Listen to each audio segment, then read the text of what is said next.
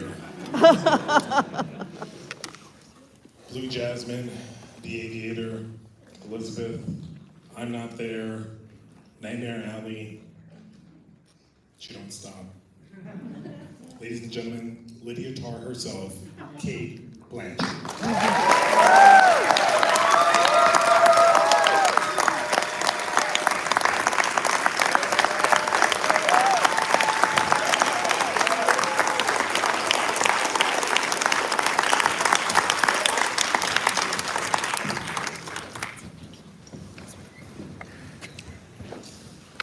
All right, that was fun. All right, we can all go now. Congratulations, you two crazy kids, on making an incredible movie. Movie I've seen the most this year, watched it 4 times because it's caused some conflict in my life with interpretations. It's done a lot. Todd, to start with you, and I don't say this lightly, last 23 years of cinema, top 5 best scripts I've ever seen is Tar. And Red,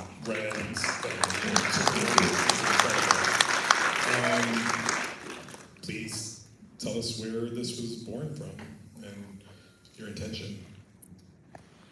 Well, I've been lucky to kind of make a living writing for the last few years, and most of the time there's a sort of reasonable expectation based on intellectual property. You're being adapted, or you're adapting to, or you're working with a novelist who's created, their own world and their own characters. But this is a very particular sort of situation where focus features, specifically Peter Kujawski and Kiska Higgs, came to me and said, would you be interested in doing something about classical music? Perhaps with a conductor. That was it. There was no brief, there was no outline, there was no anything. And I said, sure. And they said, well, what do you want to do? And I said, I can't tell you.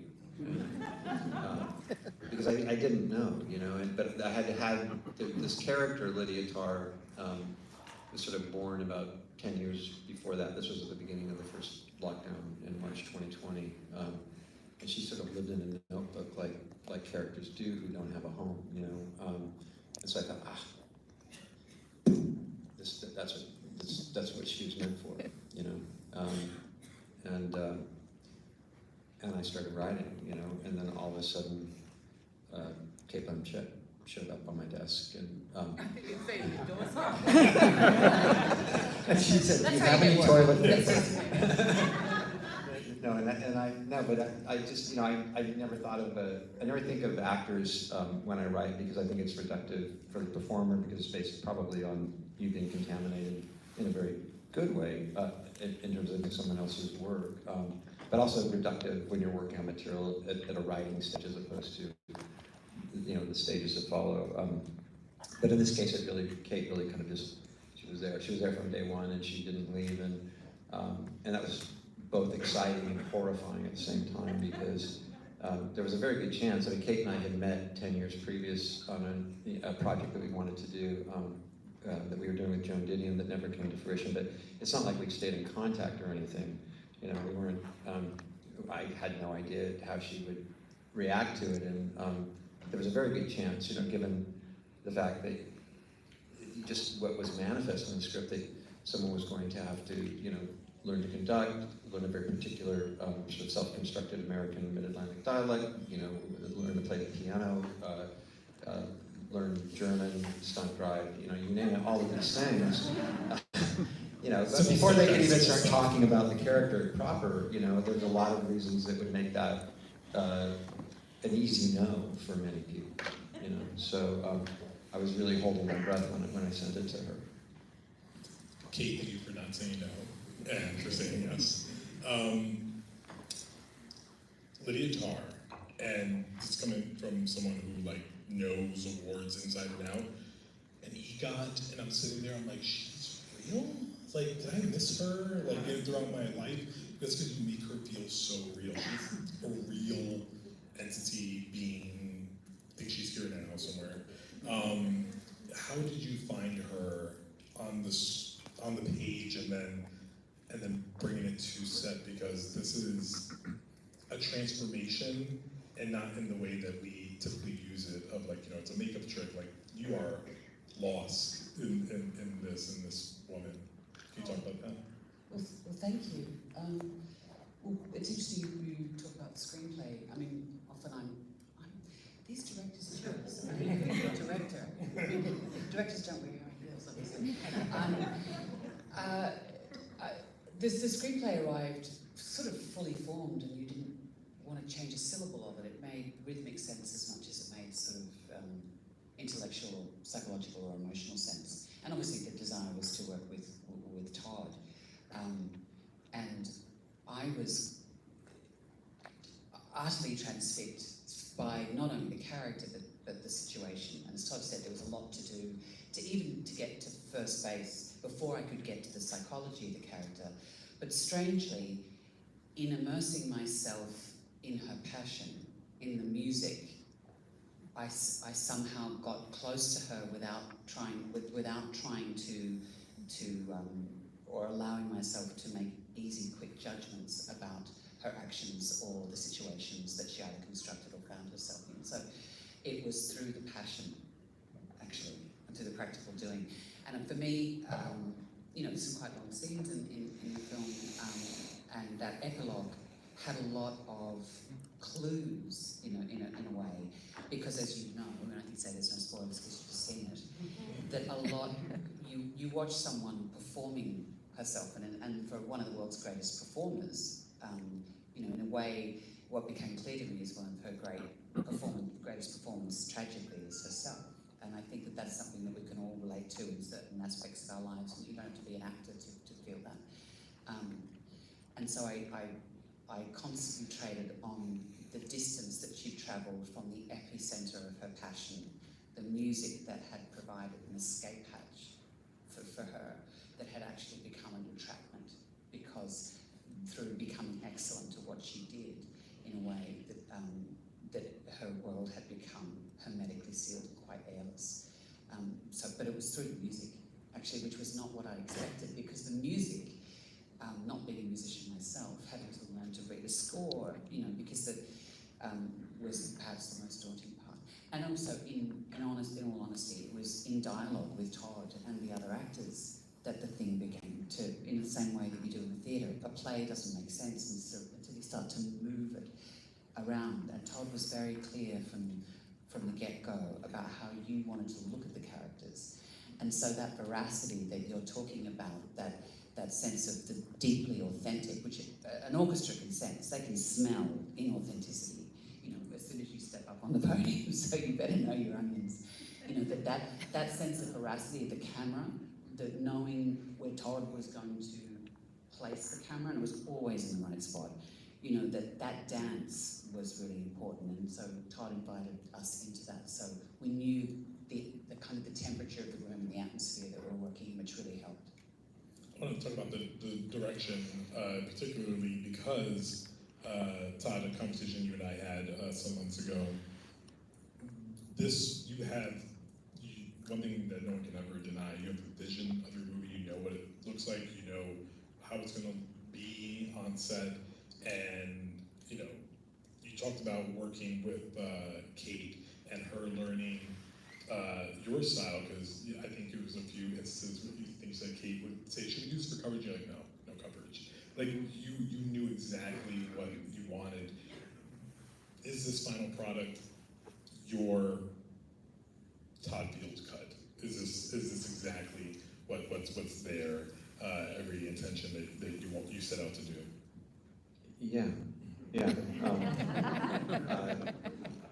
I forgot we had that conversation. Yeah, we started out with the orchestra, which we were supposed to have them at the end for very practical reasons, because Cate had basically in 9 months had to learn what this character had learned in 35 years, right?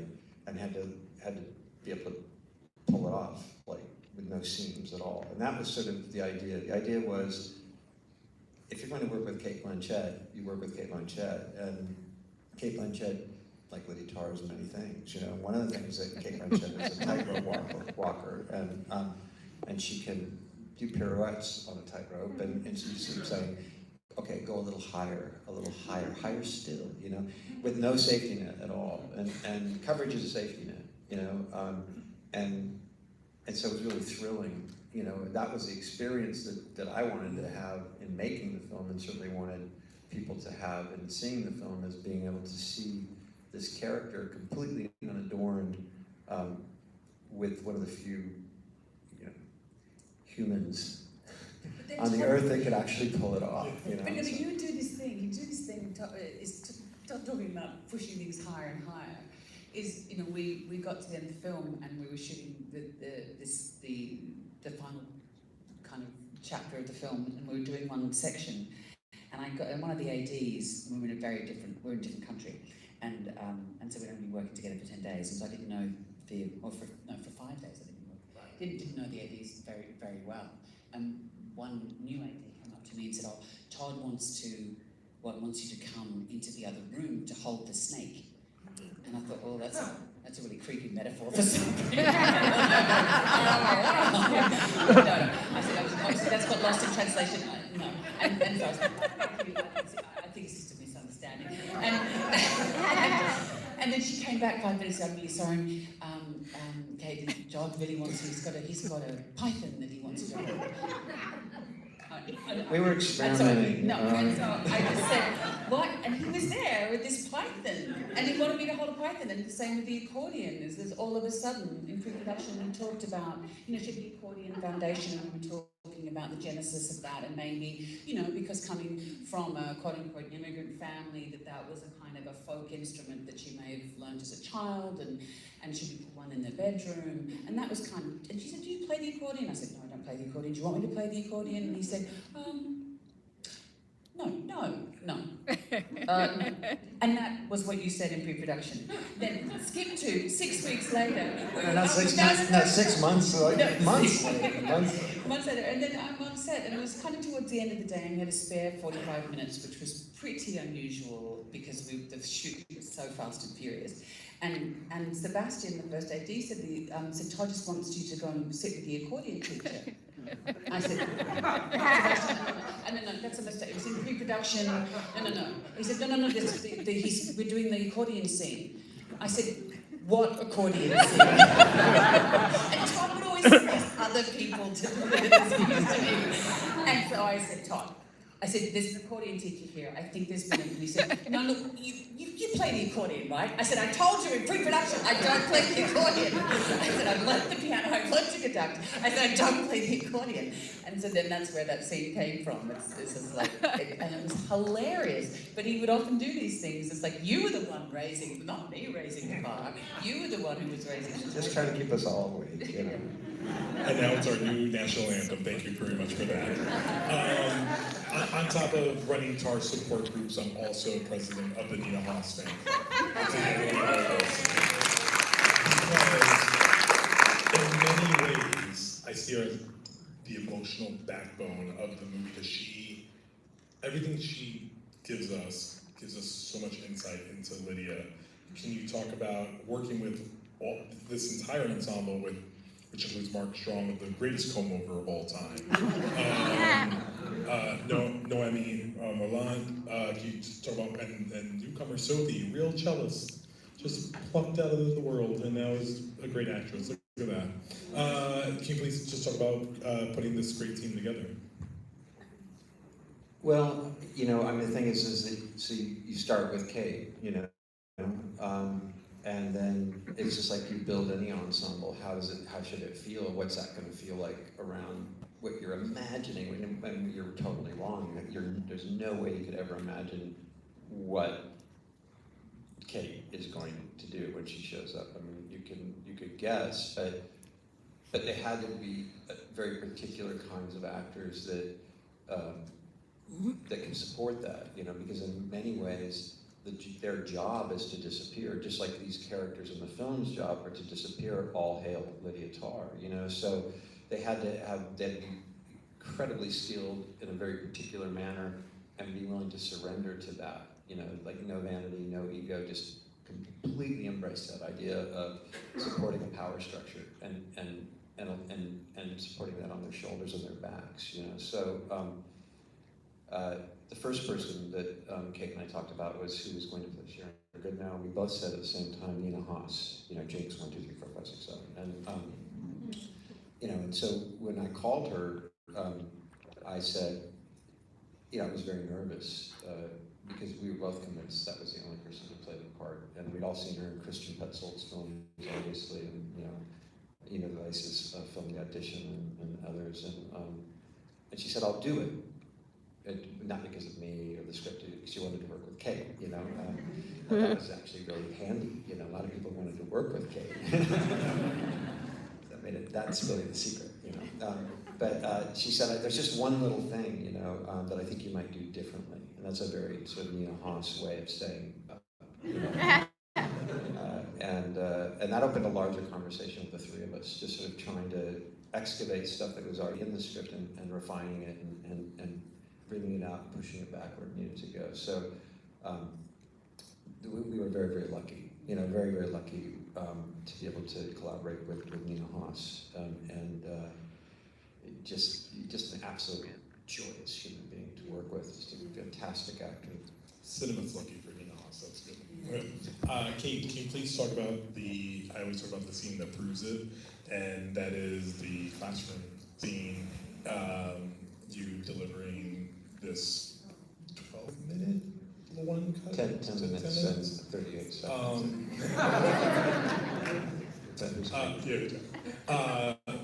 By the way, big part, shout out to Florian Hoffmeister, cinematographer, because that it just effortlessly just pans around. Can you talk about getting into mode for that to deliver this crucial scene that gives us every insight into her and into our current state in the world at the same time? Can you talk about that? Yes, it's a very tragic scene in a way, because you know, into any classroom, into any situation, any workplace, you know, we bring what happened at breakfast, we bring what happened in our relationships, we bring our journey there, but we often are very deeply unaware or insensitive to what each of us bring into a room. And a classroom is a very volatile space. You know, it's a generational. The tragedy of the generational divide, you know, and the experiential divide. But in practical terms, I mean, that was the first scene that you wrote, wasn't it? You know, that, and so it does contain a lot of the germs of the kind of returning point in a way, for the kind of the surface level of the undoing, I suppose, of you. But it felt very much like, you know, the years of being on stage were brought to bear. You know, I come from a very small filmmaking culture where the crew's relationship to the cast is seamless. You're just a bunch of people making a movie, and it was so that I found it thrilling. We had sort of an afternoon to rehearse it and to work out how exactly it was going to be shot, and a magician never reveals his or her tricks. But we found this way together, and we rehearsed it. We actually got it on the first take. It was that thing of the first preview. It's like all of the thing, you just go, okay, we all have to breathe together, and it was exhilarating. And then there was a camera malfunction, right. I think at the very 10 minutes and 30 seconds. The very end, right before you cross with Stefan, there was a camera problem. And then we chased it for that day and the following day. And it wasn't until the last take of the following day that we got it. And that's what's in the film. Oof, okay. But it was fantastic. But we did discuss it, because there were a few amplifiers to Lydia's state that I said to Todd, well, what about the piano playing? And the other thing is, what about the, you know, because to me that was a really important teaching moment, that she was, because, you know, she's not playing the piano to show that she's a concert pianist. She's playing the piano as part of a device, a communication device to a student. So it had a very particular function. And also his bouncing knee, which was very present in the script. But the filmmaker said, no, there had to be one shot. So we had to find a way where that was present for an audience, but but you didn't, the audience didn't get that. It was important, when I called Cate, she didn't hesitate. She wasn't worried about doing it in one take. She was. That was extreme. Well, you fooled me. I mean, because she very much thinks like a filmmaker. She thinks of the whole thing, and the first thing that you said, you didn't even hesitate. I remember I was with Florian, and we'd been talking about it. I said, look, I've thought of this scene. I think there's 36 setups in it, and we talked to the setups. He said, yeah. And I said, we can't do 36 setups because this is the first time we've seen her on her feet. It's the first time we've seen her move, and this is about time. Time is the thing, right? So. She loses time at the end of the movie because she's got a click track on her head, but right now she's in control of time. And the power dynamic is she has to drive the editorial. It cannot be us, it has to be her. So it has to be in one. So we were talking about it and, talking about the rigs, and there was no way we could do it, and I said, well, we'll figure it out. We've got a month to figure it out, let's figure it out. And so I pulled over on the side of the road in Berlin and I called Cate. And the guys were watching me, they're laughing because they knew this is like going to be a hysterical call. And I walked about 100 yards away and I'm like, Cate? She's like, yeah. And I said, the Juilliard scene has to be in one. And she says, you can't do it in one. And I said, she didn't like that quickly. And I said, why? She said, the bouncing knee. I have to see the bouncing knee. And I said, well, we'll figure that out. And but if we figure it out, we're going to do it in one, okay? And she said, okay. And then she hung up. That was it. So. No, but I understood, and it's because that's back to what I was saying about the script making rhythmic sense. Oftentimes it was terrifying, but the flip side of terror is exhilaration, and it was absolutely exhilarating. And I understood from a rhythmic point of view that it absolutely had to be that way, and we just had to find a way together to bring it. I'm going to close out with this right now, and big shout out to Focus Features for bringing out the Tár Cinematic Universe. I can't wait to see how this ends in the next 20 movies because we want more of this. We're just talking about the Tár beat. Apparently, after this we're going to have a chat to Mattel. But my last thing, Cate and I have said this a lot to each other over the season. So I do it publicly, so I can hold Todd Field to it. You can't wait 16 more years, man. You have 16 months.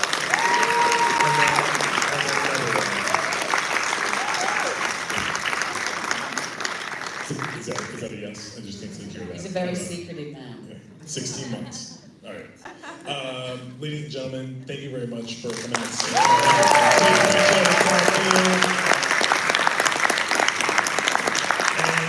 Enjoy the rest of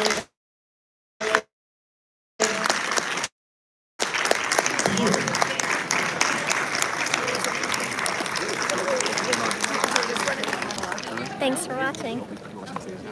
This is Harmony Gold Theater in Hollywood. Hey, what's going on?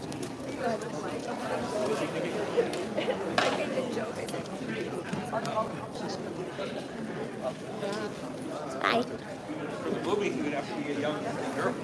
Yeah, like you got Not thinking, just that.